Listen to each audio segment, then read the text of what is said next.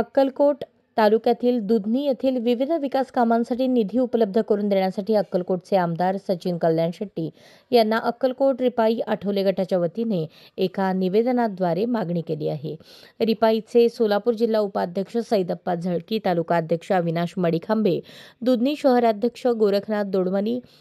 दुधनी शहराध्यक्ष मेहदी मिया जिडगे यांच्या शिष्टमंडळ अक्कलकोट येथील सचिन कल्याण शेट्टी यांच्या संपर्क कार्यालयात कल्याण शेट्टी यांची भेट घेऊन विविध विकास कामांचे लेखी निवेदन देण्यात आले।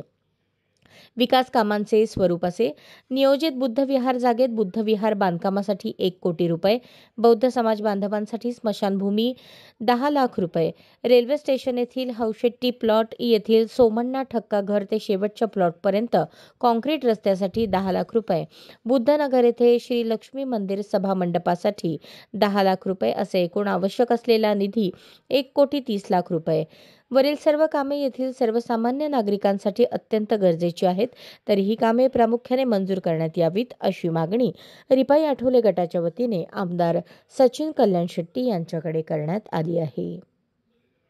अशाच नवनवीन अपडेटसाठी जनता राज्य न्यूज चॅनलला सबस्क्राइब करा, लाईक करा आणि शेअर करायला विसरू नका।